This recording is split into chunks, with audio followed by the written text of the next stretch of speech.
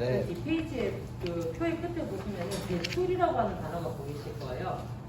배출이라는 방사능 물질 또는 그로 인해서 오염된 물질로서 원자력 이용 시설에서 정상 운전 중에 발생한 액체 또는 기체 상태의 방사능 물질 등을 뭐 이렇게 위원회가 정하는 거라고 얘기를 하네요.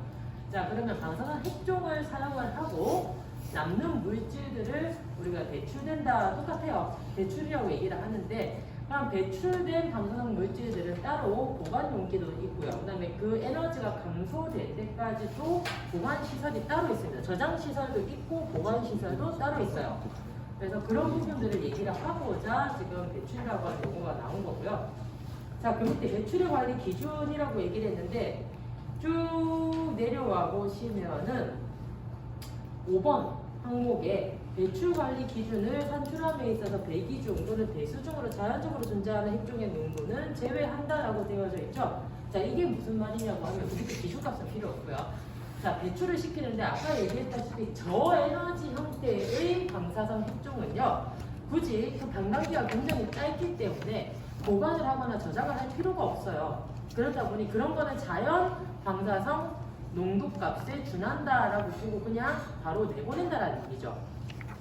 그런 시설들이 있어요. 우리 정읍에 가면 원자력 발전소 연구센터가 있습니다.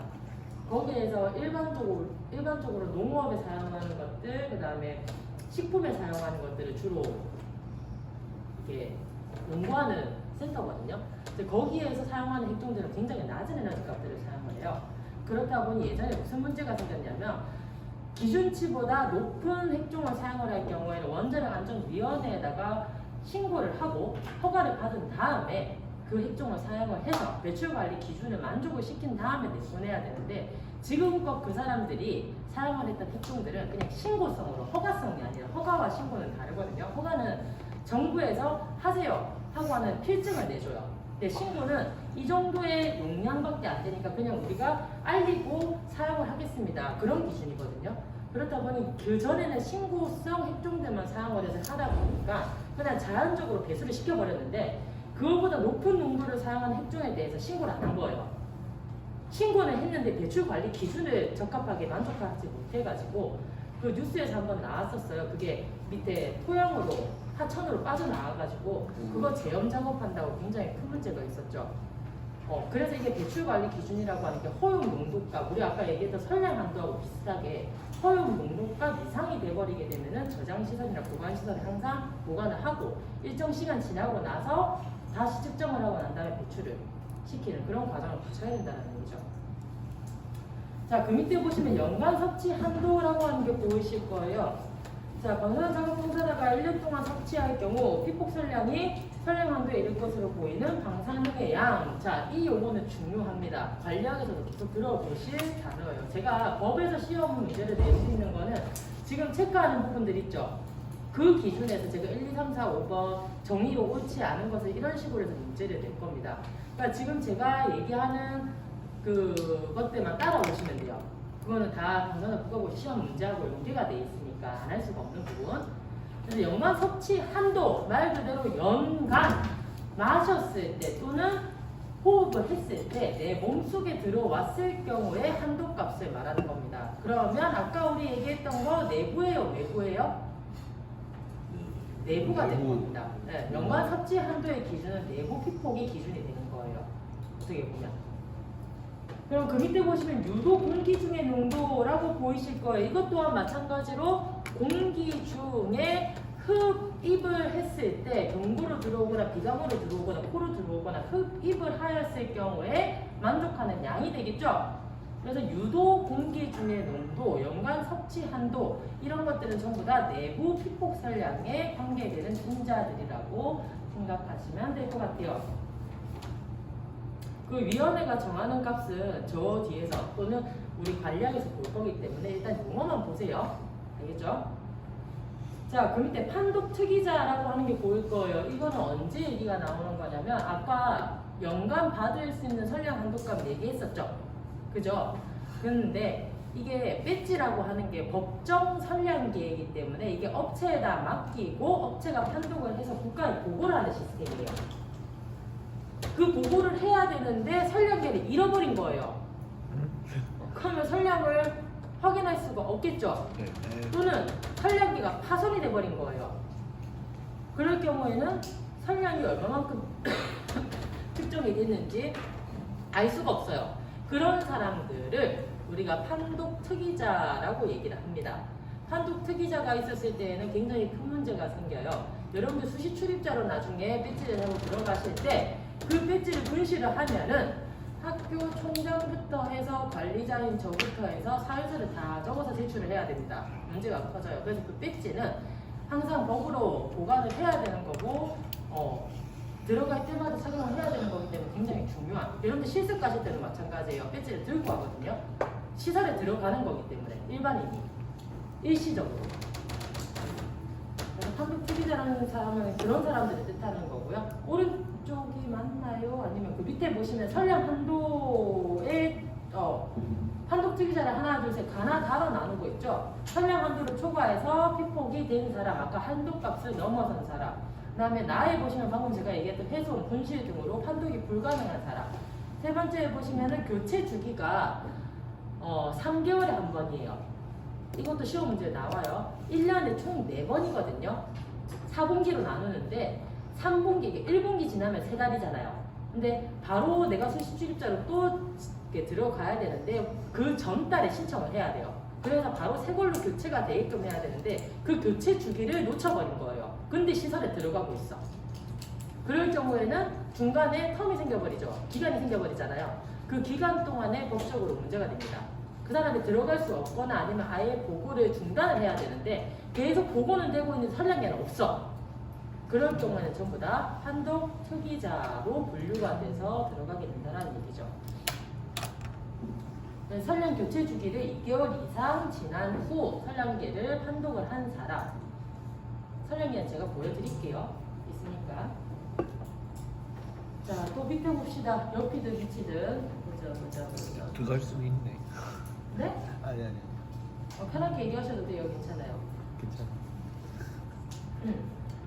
개인 피폭 선량의 평가 및 관리에 관한 규정 밑에 보시면 정의에 선량 판독이라고 하는 부분이 보이실 거예요. 선량 판독이란 작업 종사자, 수시 출입자가 일정 기간 착용한 개인 선량계 또는 선량계라고 하죠. 이를 회수해서 피폭 선량을 평가해서 산출하는 것을 얘기를 하고요. 밑에 사업자 추정 선량은 필요 없습니다. 그래서 선량 판독이 되려고 하면 선량계가 필요하겠죠. 그죠?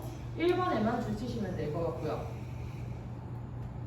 선량계 구분이라고 해서 1, 2, 3번으로 나오는데요. 이게 여러분들 경사선 계측학에서도 저하고 보실 거예요. 제가 기초 학문은 제가 다 합니다. 왜냐면 말씀드렸다시피 저는 면허를 다 들고 있어요. 그렇다 보니까 이게 과목들이 다 떨어져 있는 과목들이 아니에요. 기기학, 계측학, 취급기술, 장애방어, 생물학, 안전관리학 전부 다 통틀어서 물리학까지요. 기초 이론이거든요. 경사선. 제가 면허가 없으면 수업 못 하겠죠. 그죠? 전공이니까 제가 하겠죠. 그러니까 선량계를 구분을 할 때 저희가 법정 선량계로 총 3가지를 쓰고 있습니다. 그게 뭐냐면요. 쉽게 열의 작용을 이용한 선량계가 있어요. 그 다음에 빛을 변환시켜가지고 검출을 할 수 있는 선량계가 있어요. 그리고 또 하나는 필름 형태로 받아낼 수 있는 선량계가 있어요. 총 3가지. 즉, 한 개는 TLD, 써모라고 해서 TLD, 그리고 아까 제가 빛을 이용한다 했죠. 그게 OSLD, 그 다음에 필름, 흑화 작용을 하는 게 필름 배지. 이렇게 총 3가지가 법정 선량계로 정해져 있어요. 이 나머지 선량계들은 전부 부가적으로 사용을 하거나 아니면 교차로 요 주선량계가 있으면은 보조로 사용하는 선량계들을 얘기를 하는 거고요. 네, 그래요. 그래서 지금 여기 옆에 1번 옆에는 필름 배지라고 적어주시면 될 것 같고요. 필름 배지. 배지 적으실 수 있겠죠? 배에다가 씌운 필름 배지. 그리고 형광 또는 상광 등 여기작용을 이용한 선량계에는요. TLD 영어로 TLD 그리고 OSLD라고 적어주시면 돼요. 그리고 세 번째 보면 분조 구조결함, 뭐 결함 유발 이거는 나중에 프리케 환원 선량계라고 하는 게 따로 있는데 이건 복종 선량계는 아닙니다. 분자 구조를 깨서 하는 선량계가 따로 있고요. 일단 여러분들이 방사선 안전관리학에서 국가고시 시험 문제로 나오는 거는 TLD, OSLD 그리고 또 가지 아까 가에 했던 필름 배지 이렇게 총 3가지입니다.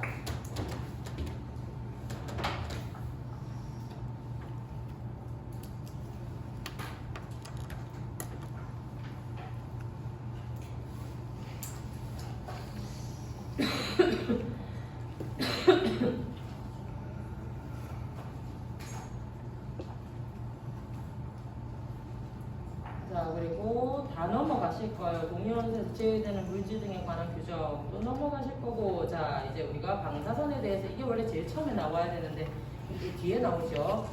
뒤로 넘어가 보시면은 제 책에는 지금 7번이라고 6번, 7번이라고 되어져 있는데 여러분들 책에는 어떻게 되어 있나 모르겠네.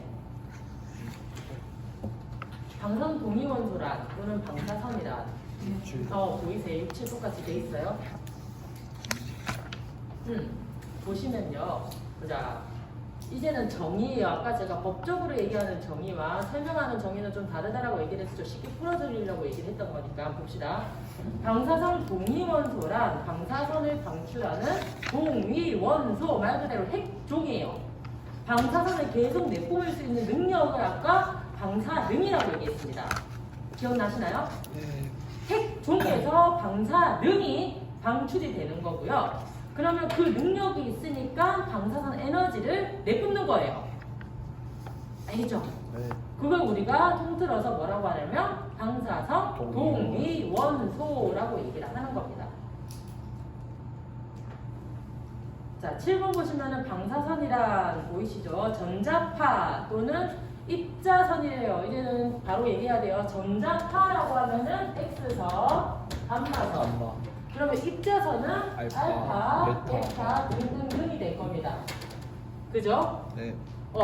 그러면은 얘네들이 직접 또는 간접적으로 공기를 전리를 한대요. 아까 우리 전리도 봤어요.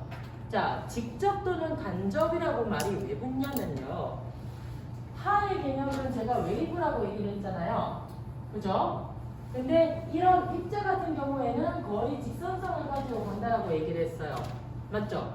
질량이 있기 때문에. 그러면 간접이라고 얘기를 하면 보통 파에 해당되는 내용이에요.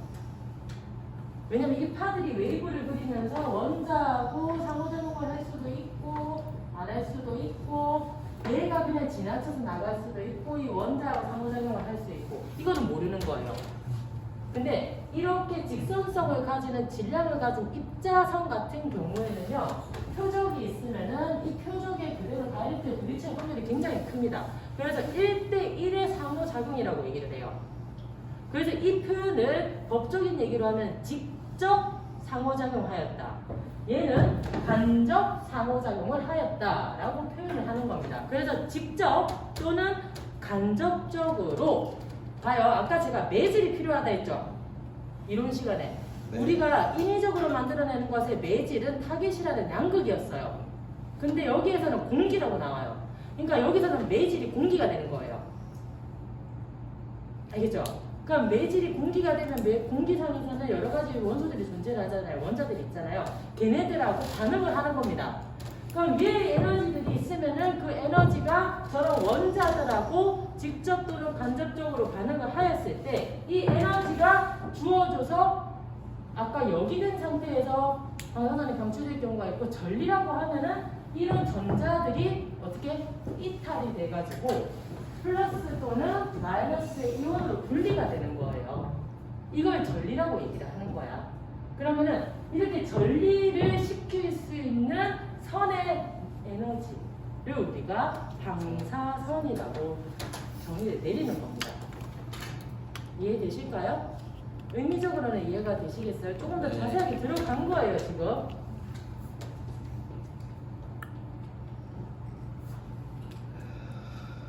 다시 정리 한 번 더 해드려요? 한 번 더 해드릴까요? 네. 자, 얘는 파의 형태를 가진 전자기파, 얘는 질량을 가진 입자선. 맞죠? 파는 말 그대로 휘어서 가는 능력을 가진 소리와 같은 에너지예요. 그리고 얘는 질량을 가지고 있기 때문에 이게 파의 흐름이 아니라 직선으로 가려고 하는 능력을 가지고 있어요.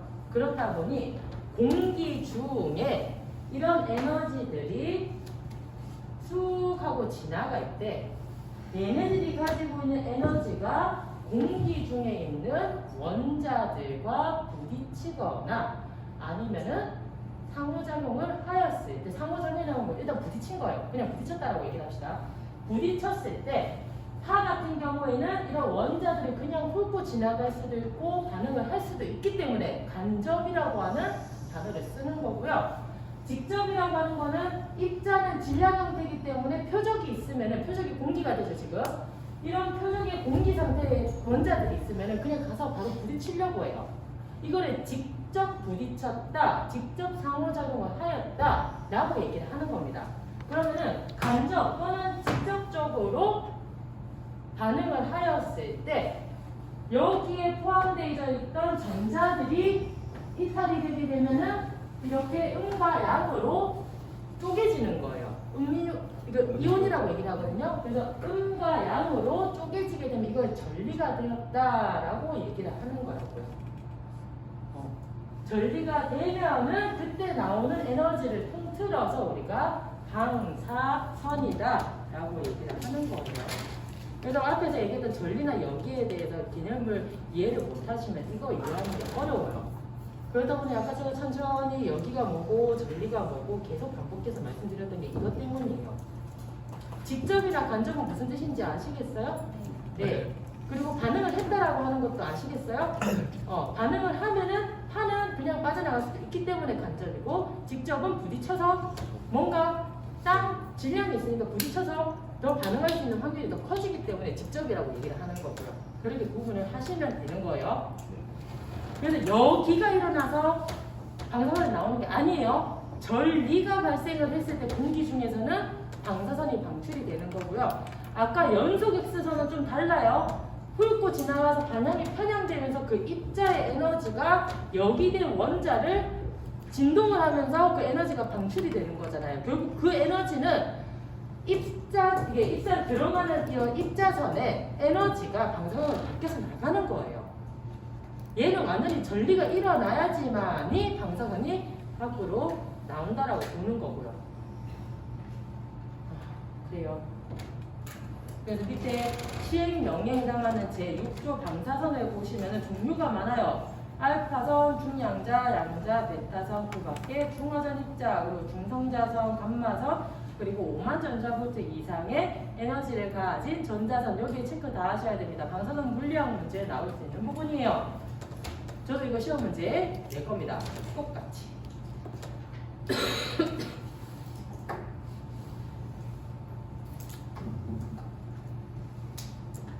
됐을까요?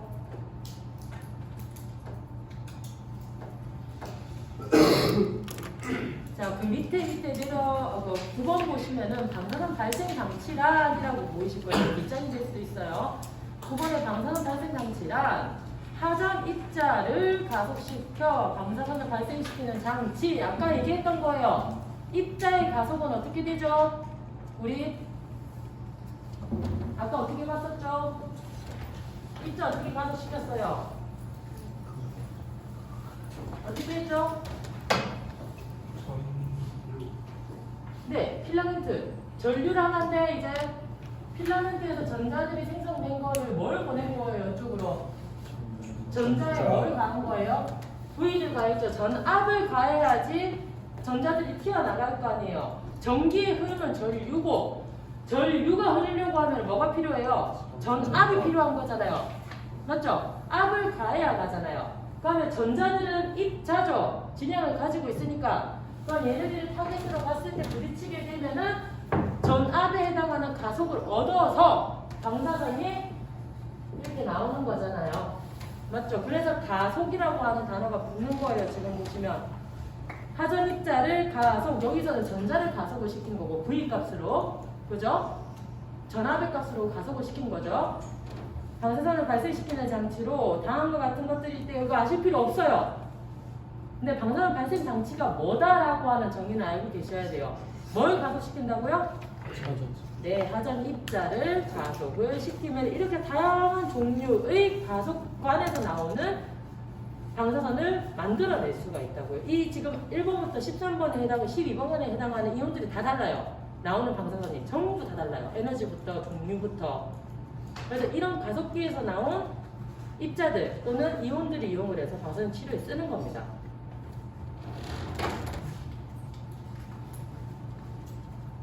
넘어가 보실게요.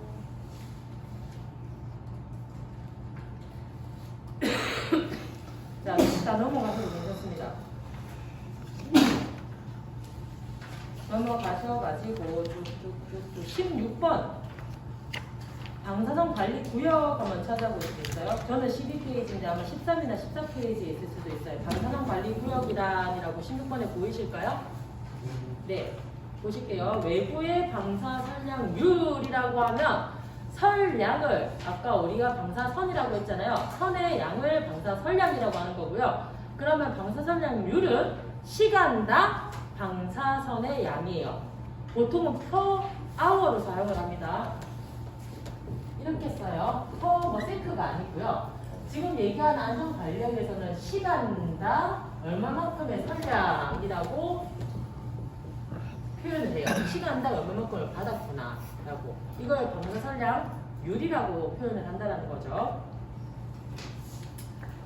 그래서 공기 중에 방사선 물질의 농도, 아까 이거 우리 정의해서 봤어요. 공기 중에서의 농도는 뭐예요?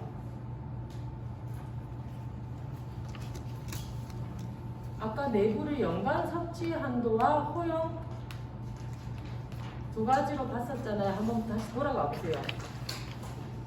알리라고 하는 연간 섭취 한도에 대한 부분과 뭐 있었어요?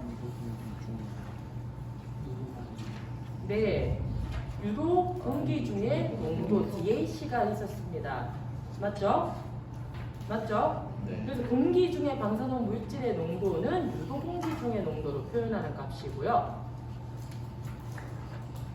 이런 방사선 물질에 따라서 오염된 물질의 표면의 오염도가 얘네들이 정하는 값을 초과할 우려가 있는 곳으로 방사선의 안전관리를 위해서 사람의 출입을 관리하고 그 장애를 방지하기 위한 조치가 필요하대요. 그걸 우리가 방사선 안전관리 구역이다라고 하는 표현을 쓰는 거예요. 아까 앞에서 봤을 텐데 왜 자꾸 찾고 있을까요? 13번, 14번 얘기했잖아요. 판독 특이자 하기 전에.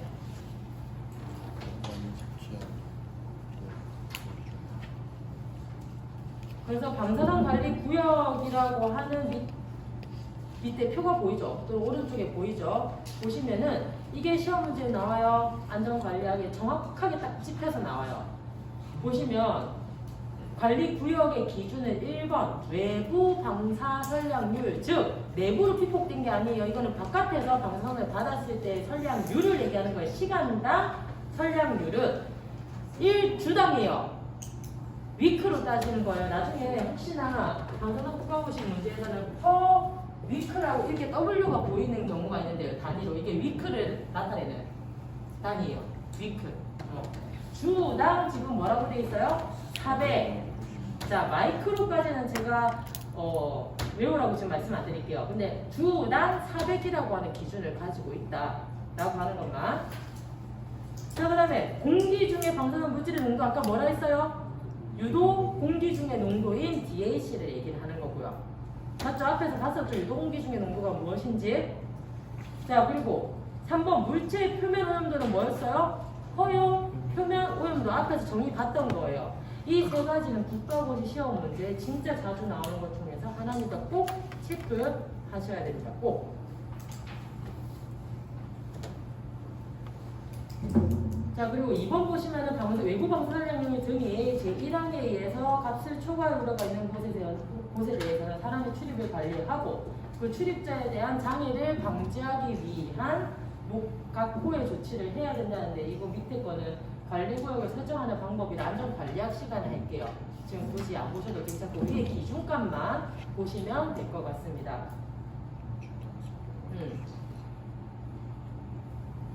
제가 시험 문제 내지는 않을게요. 네, 위에 관리구역에 해당하는 1번 동그라미 1번에 1, 2, 3은 제가 시험 문제 똑같이 낼 겁니다.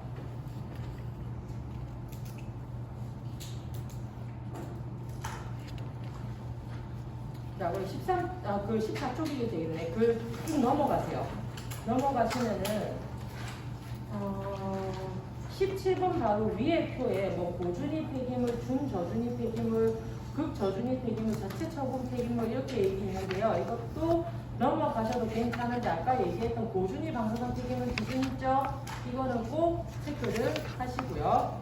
그리고 지금 경주에 저준위 방사선 폐기물 매립장이 있죠? 경주 방패장이라고 얘기를 하죠. 방사선 폐기물 처리장, 방패장이라고 하는데 그게 요 근처에 있을 거예요. 방패장이. 그 위험한 거 아니에요. 모든 나라에는요. 저준위 아주 미약한 방사선 동위요소를 처리할 수 있는 시설이 있습니다. 근데 우리나라는 저준위밖에 없고요. 보통 네덜란드라든지 아니면은 오스트리아 그리고 저기 스위스 같은 경우에는 고준위 방사선 폐기물 처리장도 있어요. 우리나라는 그게 없어요. 당연히 미국도 있겠죠. 쭉 넘어가셔가지고 19번에 보시면은 픽폭 방사 설량이라고 나오죠. 이것도 줄 쳐주셔야 되겠죠. 사람의 신체 외부 또는 내부에 픽폭하는 설량을 얘기를 하고요. 다만 진료를 위해서 픽폭하는 방사 설량과 인위적으로 증가시키지 아니한 자연 방사 설량은 제외한다라고 되어 있어요. 제가 첫 시간에 말씀드렸던 게 진료의 목적은 개인의 이득을 위해서 받는 거기 때문에 그거는 픽폭 연관 설량 1mS라든지 아니면 50이라든지 20이라든지 그 기준치에 들어가지 않는다라고 얘기를 했었어요. 그게 지금 이 얘기를 하고 있는 거고요. 그리고 자연 방사 설량도 2.4mS가 마찬가지로 자연에 존재하는 누구나 다 받을 수 있는 설량이기 때문에 법정 설량으로 안 들어간다는 얘기죠.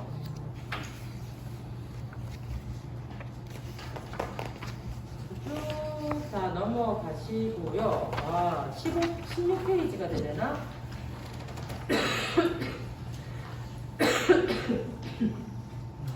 방사선 방호 등에 관한 기준이라서 용어의 정의 이거는 앞으로 계속 보실 거기 때문에 저하고 지금 잠깐 보실게요. 외부 피폭이란 사람이 신체 외부에 있는 방사선으로부터 방출된 방사선에 의해서 받은 피폭, 외부에 있는 거. 내부는 몸으로 들어온 거. 3번 보시면은 조사설량이라고 나와요. 지금부터 이 조사설량이라든지 밑에 흡수설량 그리고 그 뒤에 보시면 다중치 뭐 이런 얘기들이 있을 건데요. 이거 다 단위들이고 외우셔야 되는 부분들 중에서 하나입니다. 앞으로 설량을 나눌 때는요. 설량이에요. 지금 방사선 에너지 얘기하는 게 아니에요. 설량을 나눌 때는 공기 중에서만 해당하는 설량이 있고요. 선의 양이 있고요. 그 다음에 사람, 모든 물체에 해당하는 선의 양이 있어요. 그리고 사람한테만 적용되는 양이 있습니다. 크게는 이렇게 세 가지로 구분이 돼요. 그래서 여러분들 교재에 보시면 지금 조사설량이라고 하는 것은 공기 중에만이라고 지금 정확하게 못이 박혀져 있을 거예요. 앞으로 공기 중이라고 하는 설량을 얘기를 하면은 조사설량을 기억을 하셔야 돼요. 그리고 이 조사설량이라고 하면 입자는 해당 사항이 없어요. 무조건 X선, 감마선이에요. 파에 해당해서만 적용되는 설량의 개념입니다. 우리 아까 방사선의 에너지 얘기할 때는 연속 X선, 특성 X선 이런 거 얘기했잖아요. 그거는 선의 에너지 개념, 즉 선의 양의 개념이 아니고 선이 가지고 있는 특성을 얘기를 하는 거고요. 얘는 설량을 표현을 할 때 사용하는 두 가지는 다릅니다. 그렇다 보니 X선이나 감마선이 공기 중을 지나갈 때 그 공기 중에서의 지나가면서 전리를 일으키겠죠. 아까 얘기했죠. 전리를 일으키면서 또는 양의 이온들을 만들어낼 건데 여기 보세요. 이게 이온이에요. 얘네들을 만들어낼 건데 이쪽의 구호의 전체의 합이나 이쪽 구호 또는 이거 두 개의 전체의 합을 우리가 조사설량이다라고 얘기하는 겁니다. 방사선이란 무엇인가와 동떨어지지가 않아요. 같아요. 거기를 더 세부적으로 들어가게 되면 이제 공기라고 한정을 하는 거고요. 공기 중에서의 원자의 전리가 일어났을 때를 우리가 뭐라고 한다고? 조사설량. 그리고 조사설량은 어떠한 방사선에 해당하는 X선 또는 감마선의 에너지가 3메가 일렉트론 볼트 미만, 즉 2.999999 쭉 가겠죠. 그 에너지 아래에서만 사용되는 용어예요. 그 에너지를 넘어서게 되면 조사설량이라고 생각을 할 수가 없습니다. 자, 다시 조사설량이라고 하면 앞으로 X선이나 감마선의 방사선 에너지가 어디를 갔을 때?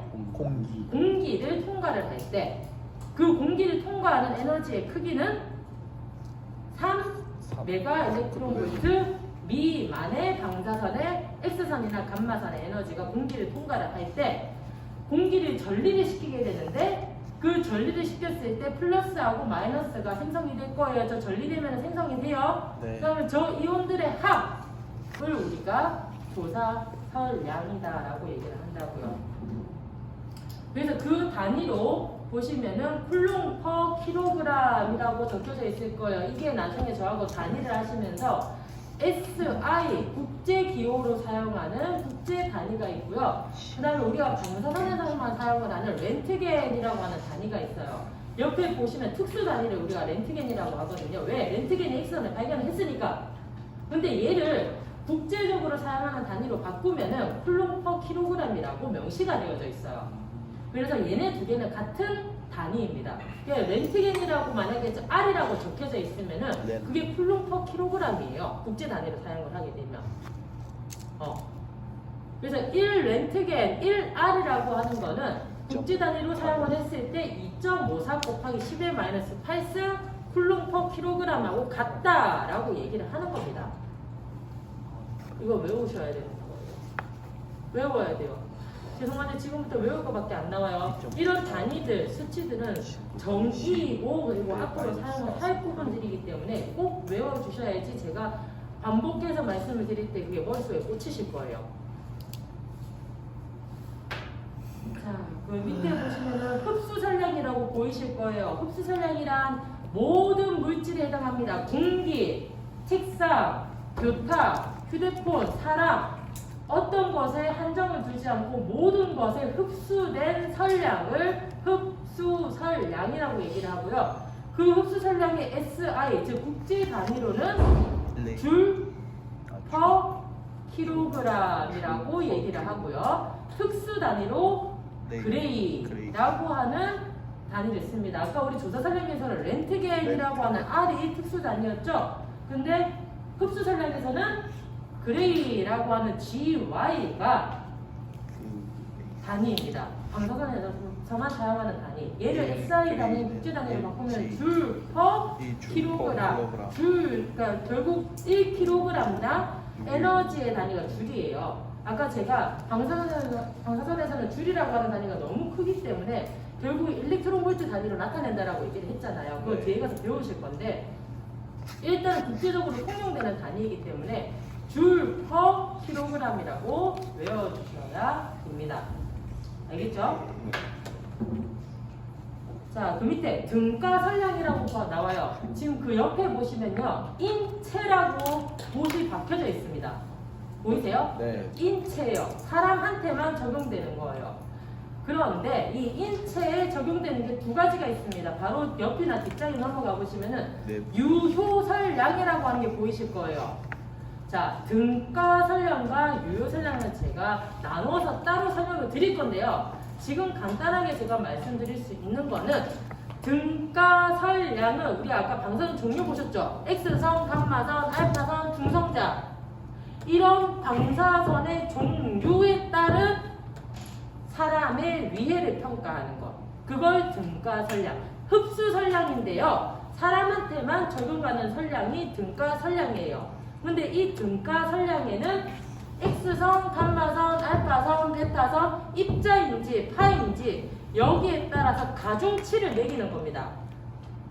사람이 이런 종류가 들어왔을 때 알파선은 내부로 들어가면 위험하지 바깥에서는 위험하지 않아요. 왜? 피부 한 장, 종이 한 장을 뚫고 지나가기 어렵기 때문에. 그래서 다 같은 지표로 평가를 할 수가 없어요. 그렇다 보니 방사선의 종류에 따라서 가중의 개수를 매기는 겁니다. 가중의 수치를 매기는 거예요. 그거를 흡수설량에다가 덧대주면은 곱해주게 되면은 그게 결국 사람이 받은 방사선 종류에 따른 사람이 받은 설량값으로 바뀌게 되고 그 설량의 이름을 등가설량. 그래서 인체에 사용하는 특수 단위는 보시면 시버트라고 돼 있을 거예요. SV라고 돼 있을 거예요. 지금 우리 앞에서 전부 다 설량의 단위가 시버트, 미리 시버트, 마이크로 시버트 나왔죠? 네. 왜 그럴까? 몸에. 맞아요. 장애 방어, 범령, 관리학, 생물학 이런 것들은 전부 다 사람한테 위해를 덜 미치기 위해서 만들어진 과목들이에요. 그러다 보니까 단위들이 그레이나 렌트겐의 주사설량, 흡수설량 단위가 아니라 사람을 위한 과목이기 때문에 다 시버트라고 바뀌어져 있는 겁니다. 알겠죠? 네. 그래서 등가설량은 종류에 따라서 그럼 유효설량으로 가보실게요. 단위는 같아요. 시버트라고.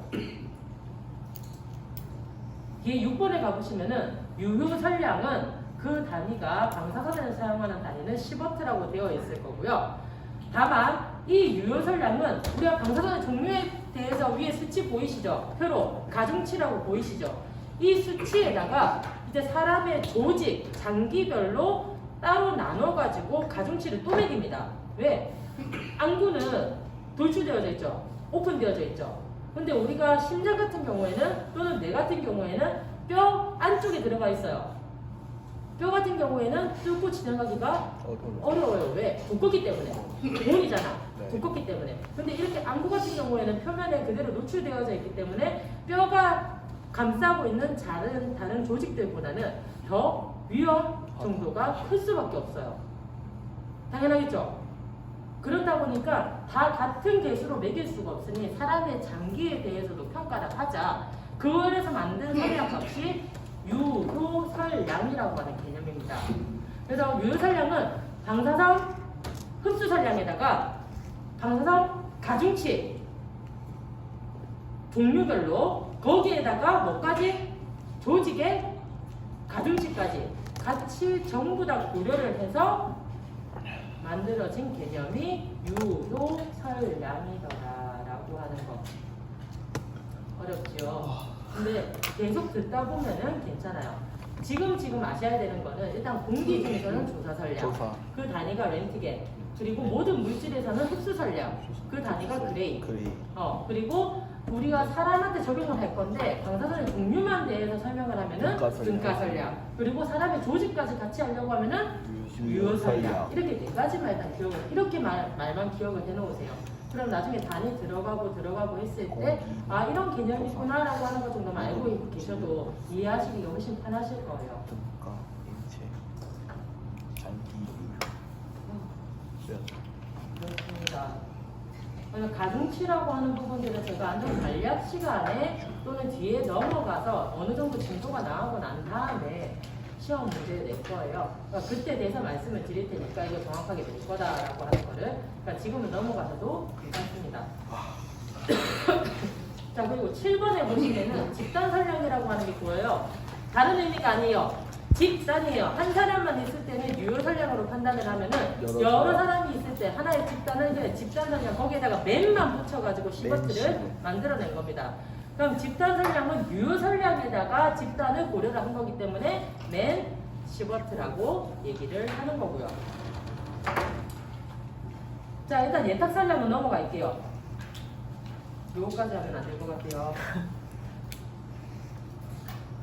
그래서 1장이 사실 제일 중요해. 용어가 거의 다 나왔어요. 우리 물리학에서 봐야 되는 용어도 거의 다 나왔고요. 그럼 오늘 수업한 용어도 물리학 시간에 수업한 용어도 거의 다 나왔어요. 맞죠? 그래서 제가 다음 시간에 수업을 진행을 할 때는 다시 1장에 돌아와서 중요했던 거 체크를 하고 2장은 안 할 거예요. 왜냐면 2장에 필요 없어요. 어, 바로 아마 5장 쪽으로 넘어가지 않을까 싶어요. 5장에서도 필요한 것만 하고요. 필요 없는 거 다 넘어갈 겁니다.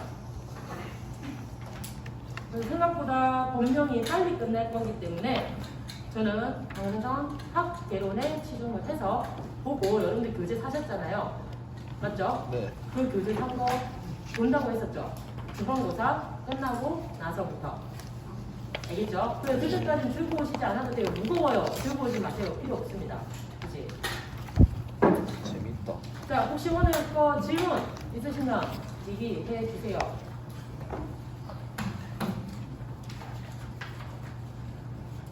아까 전에 놓쳤었는데 네. TLD, OSLD, 네. 필름 배지 이런 부분 좀 다시 한번 가에 해당하는 게 필름 배치고요. 감강 또는 특허적인 네, 필름이 감광이나 흑화를 이용을 하죠. 여러분들 필름 옛날 아날로그 필름 사용해 보신 적 있으신 분들도 있고 없으신 분들도 있을 건데 폴라로이드도 마찬가지예요. 순간적으로 빛을 발해서 필름에 농도값을 입히게 되죠. 똑같은 원리예요. 필름 배치라고 하는 거예요. 필름을 이용한 배치예요. 가에 해당하는 흑화 작용은 필름 배치. 나에 해당하는 게 OSLD, TLD에 해당하는 부분입니다. 그 자세한 거는 계층을 가셔가지고 하셔야 돼요. 알겠죠? 제가 종류만 지금 말씀을 드린 거예요. 다는 분자 결항 구조라고 해서 따로 설량계가 있습니다. 그거는 아실 필요 없고요. 가, 나만 얘기를 했어요. 국정 설량계로. 자, 궁금하신 거? 혹시나 내일 수업 왔을 때도 이거 안 되면 교수님께 말씀드려야 돼요. 네. 내일 수업 하시잖아요. 네. 컴퓨터 사용하실 건데 안 되면 골치 아플 건데. 네. 자, 고생하셨습니다. 고맙습니다. 네.